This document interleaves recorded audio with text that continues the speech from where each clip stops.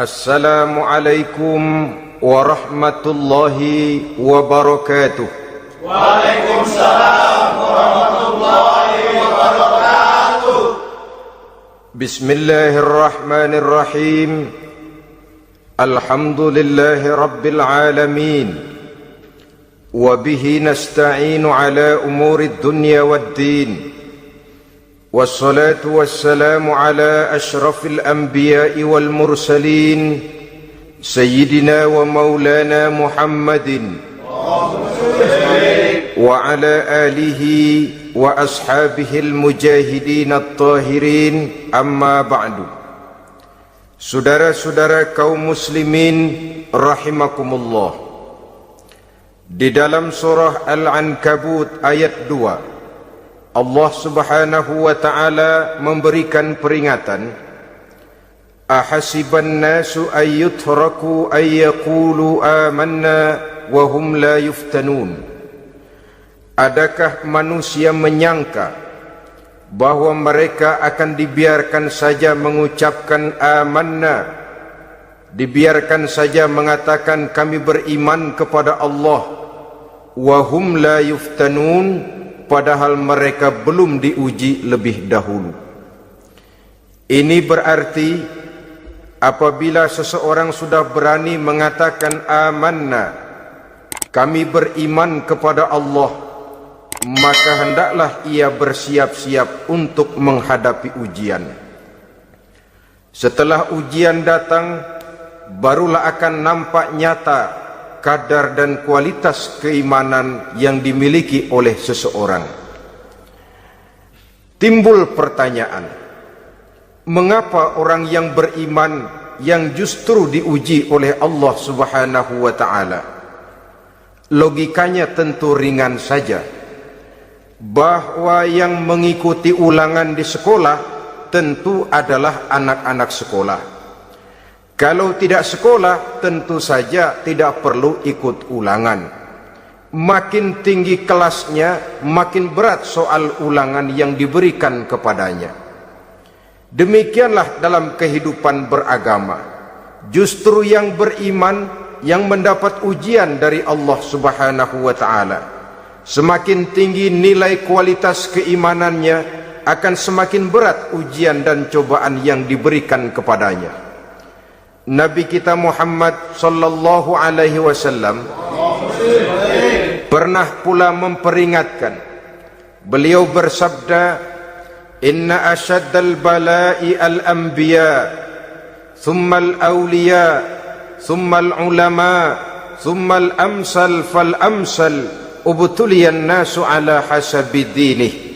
Sesungguhnya ujian yang paling berat adalah yang telah diberikan Allah kepada para nabi-nabi. Di bawah itu adalah para aulia, kemudian para ulama, bertahap ke bawah dan ke bawah, diuji setiap orang menurut keteguhan dan kekuatannya berpegang kepada agamanya. Jadi semakin teguh kita berpegang kepada ajaran agama, semakin dekat kita dengan aturan-aturan agama, semakin berat ujian dan cobaan yang datang menimpa kehidupan ini. Maka persoalan inilah yang akan kita bicarakan pada pertemuan kali ini, tentang cobaan-cobaan yang datang menimpa kehidupan kita. Pokok persoalannya adalah surah Al-Baqarah ayat 155. Allah subhanahu wa ta'ala menjelaskan jenis-jenis ujian yang diberikan kepada kita orang-orang yang beriman. Dalam Al-Baqarah 155 itu Allah subhanahu wa ta'ala menjelaskan, وَلَنَبْلُوَنَّكُمْ بِشَيْءٍ مِّنَ الْخَوْفِ وَالْجُوعِ وَنَقْصٍ مِّنَ الْأَمْوَالِ وَالْأَنفُسِ وَالثَّمَرَاتِ وَبَشِّرِ الصَّابِرِينَ الَّذِينَ إِذَا أَصَابَتْهُمْ مُصِيبَةٌ قَالُوا إِنَّا لِلَّهِ وَإِنَّا إِلَيْهِ رَاجِعُونَ.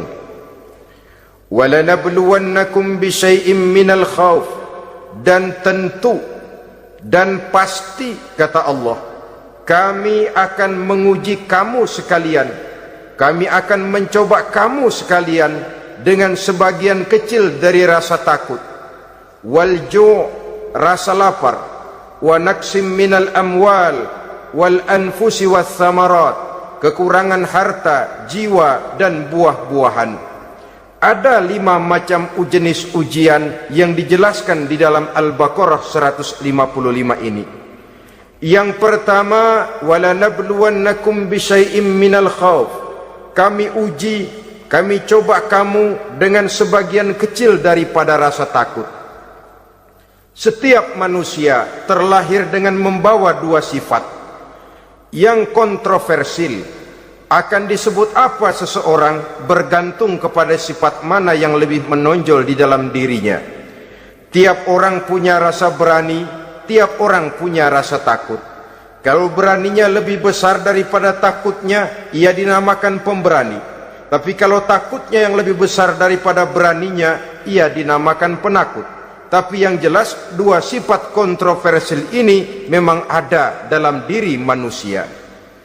Akan diuji kamu sekalian dengan sebagian kecil daripada rasa takut. Takut yang kadang-kadang tidak beralasan. Yang kaya takut jatuh miskin, yang punya jabatan takut kehilangan kedudukan dan pengaruhnya, dan pada akhirnya yang hidup pun menjadi takut mati. Sesuatu yang sungguh tidak beralasan dan menimbulkan kegelisahan di dalam kehidupan. Mari kita lihat dampak yang ditimbulkan oleh rasa takut ini. Ada orang kaya yang takut jatuh miskin. Akibat rasa takutnya ini, pertama, ia menumpuk-numpuk harta sebisa-bisanya dengan menghalalkan segala macam cara.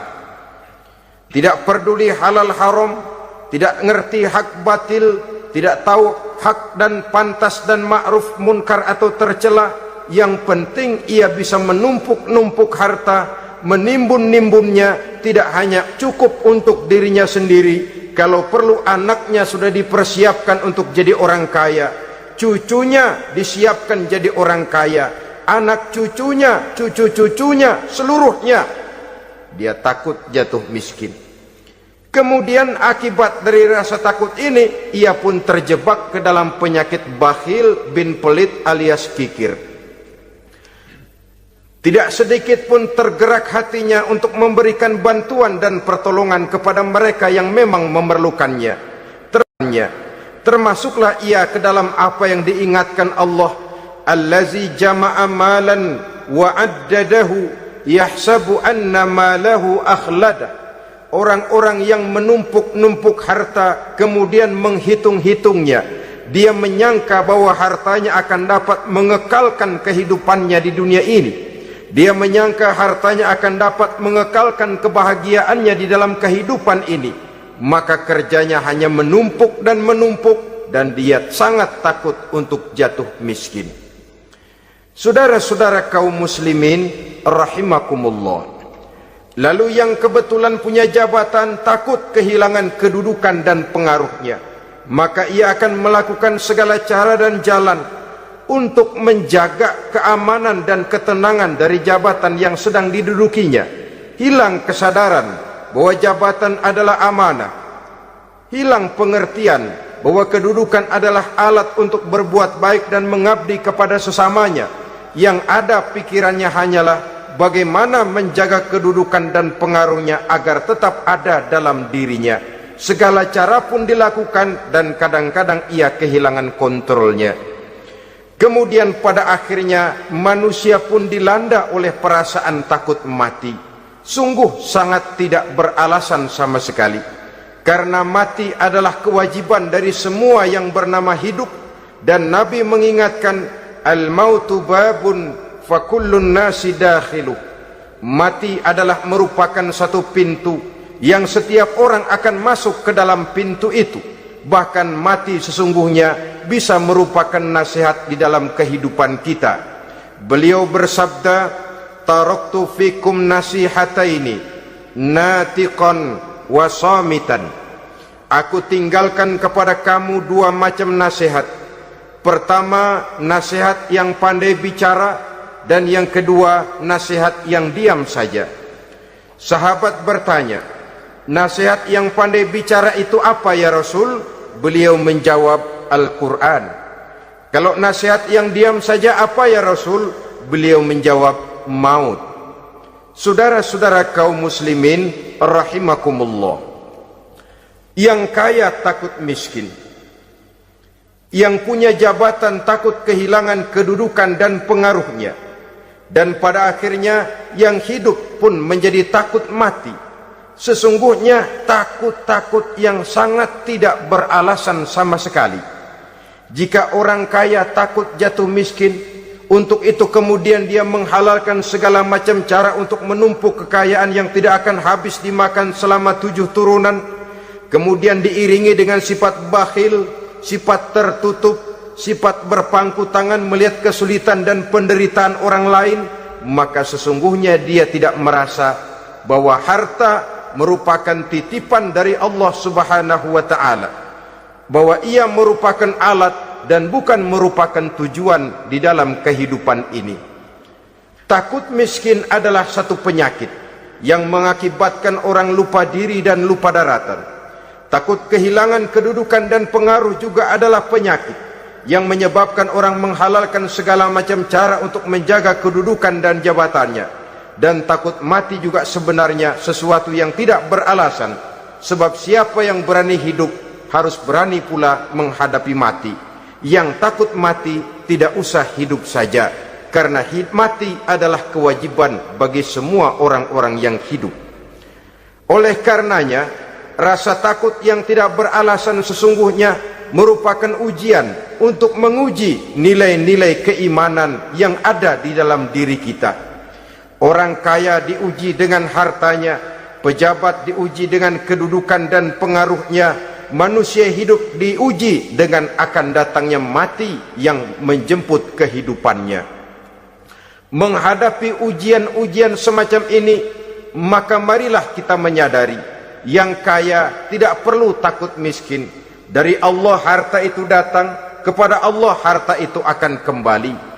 Yang punya kedudukan dan pengaruh tidak usah takut kehilangan kedudukan dan pengaruhnya, karena jabatan sesungguhnya merupakan amanah dari Allah Subhanahu wa ta'ala yang harus digunakan dan dianggap sebagai kesempatan untuk berbuat kebajikan sebanyak-banyaknya.